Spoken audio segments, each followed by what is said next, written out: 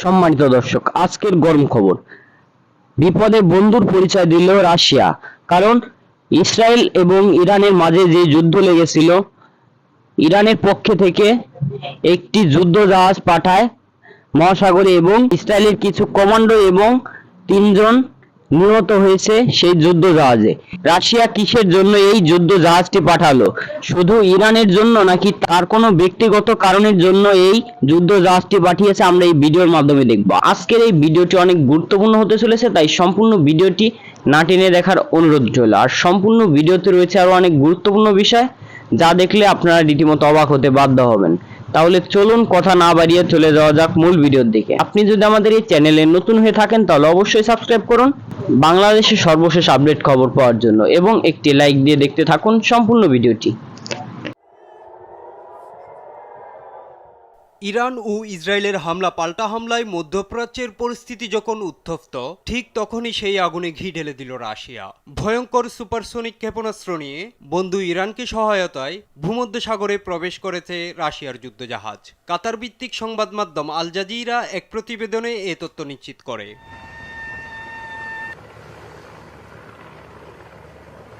জাহাজটির নাম মার্শাল শাপুসনিকভ। মিশরের সুয়েজ খাল হয়ে ভূমধ্যসাগরে প্রবেশ করেছে এটি। রুশ নৌবাহিনীর এই ফ্রিগেট কিনজাল সুপারসনিক ক্ষেপণাস্ত্র দিয়ে সজ্জিত বলে জানায় রুশ প্রতিরক্ষা মন্ত্রণালয়।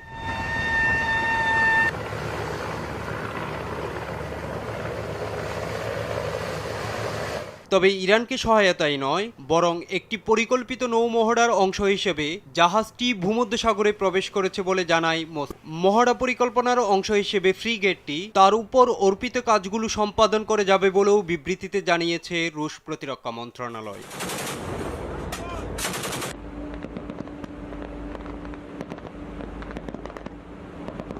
গত 1 এপ্রিল সিরিয়ার দামেস্কে ইরানি দূতাবাসে ভয়াবহ বিমান হামলা চালায় ইসরায়েল।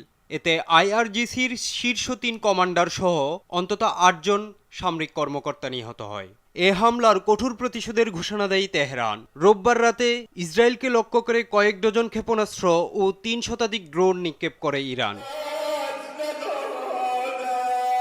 এমন পরিস্থিতিতে পরাশক্তি রাশিয়াকে ইরানের নিন্দা জানানোর আহ্বান জানায় তেল আবিব। তবে ইসরায়েলের এমন আবদারে কঠোর প্রতিক্রিয়া দেখায় রাশিয়া। মস্কো প্রশাসন ইরানের হামলার নিন্দা জানাতে বাধ্য নয় বলেও মন্তব্য করেন রুশ পররাষ্ট্র মন্ত্রণালয়ের মুখপাত্র মারিয়া জাখারোভা।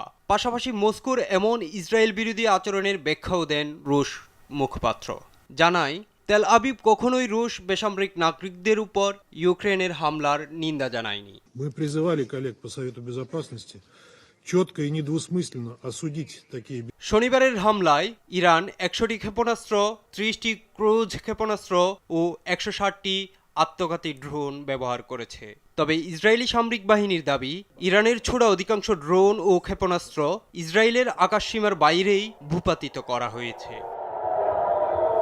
সম্মানিত দর্শক, আশা করি আপনারা সম্পূর্ণ ভিডিওটি না টেনে দেখেছেন এবং এই ভিডিওটি দেখে আপনারা অনেক কিছু বুঝতে পেরেছেন। আর আপনার যদি এই ভিডিওর উপর কোনো গুরুত্বপূর্ণ মতামত থেকে থাকে তাহলে অবশ্যই কমেন্ট বক্সে জানান। আর আজকের ভিডিওটি এই পর্যন্তই। আবার দেখা হবে অন্য কোনো নতুন ভিডিওতে। ততক্ষণ সুস্থ থাকুন, ভালো থাকুন। আল্লাহ হাফেজ।